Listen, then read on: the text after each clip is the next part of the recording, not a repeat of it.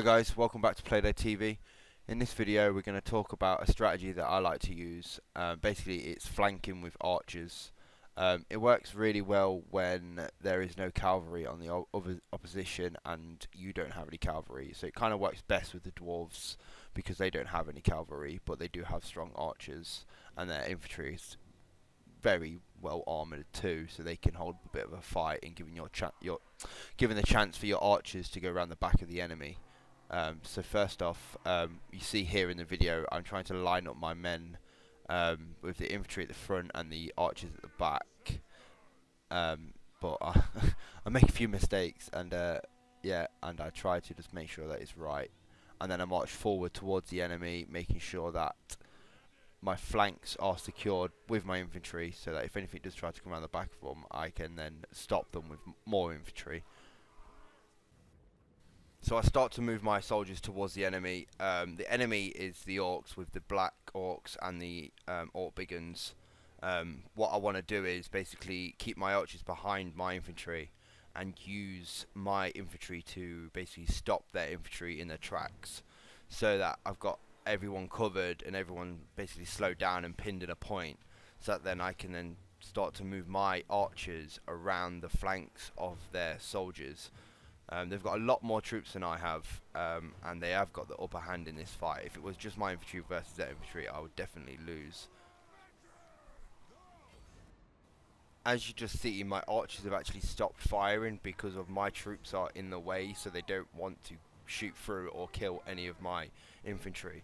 So for me to make this work, I need to get my archers have a good decent line of sight of the enemy, so I need to move them around my infantry and around the back of the orcs so that they can fire, because that's what it does. It stops archers stop firing once their troops are in the way. So it's best for the archers to move round and get behind those orcs and start firing into them. So this will help out towards your other infantry, because you're killing a lot more and a lot faster, so they're getting attacked from both sides, which helps a lot. My first lot of archers have just started to fire now. They are now hitting the side of those orc big guns. Basically now they're going to start hitting either side, so they're getting attacked by the infantry and now getting attacked by the archers. My other set of archers on this left hand side here are just about to get into position now to start hitting the other enemy on the other side of my infantry. As you can see, my infantry are starting to get low on health and they are starting to lose. My first lot of orcs there are finally breaking because they've been hit by archers and the infantry. So what I do now is I move my archers to the next group of orcs that I can start putting my archer fire into and start hitting them from the other side with more archers. Then what I do is I get my next set of infantry to move round to the next set of orcs. So I'm just kind of closing in the gap and basically just sandwiching the whole army with archer fire and infantry. And yeah, then suddenly they start to break. Now you see the archers at the back starting to fire into the next group of orcs that I have at the back of their army, and start putting pressure on the other side of the thingy. And then also on the other side you see that my archers are finally starting to break their orcs. I can now start to basically just move my infantry around, move my archers around to start hitting the stronger, bigger numbers, so that I can get those troop count down, and then they should start to break, and I end up winning the match. Well, as you can see now that their troops are starting to break all around the map. Their lord is coming out trying to find a way to start attacking back, but he just goes back into the fight because he's got nowhere to go. You've got archers firing from all around. You've got infantry still holding down some of the orcs.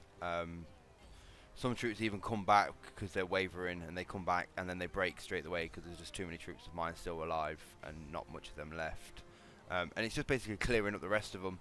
I really do like this strategy just because of the way it can pin the enemy down, and you can control what's happening on the battlefield with just holding them down with your infantry and using your archers to rain fire down on them, and then you just basically just tidying up and using your other archers to do it. There's a bit of micromanagement, but not a lot. As long as you've got it under control in the infantry department and holding them in place, you will start to break their troops. As you can see, like, most of my infantry are dead now, but they did their part and they did hold their infantry down in place. And that's a strategy for flank with your archers. I hope you enjoyed the video and somebody learned something from it and it helps you out in the future. I'd just like to say thank you again for watching it, and I'll see you next time. Bye.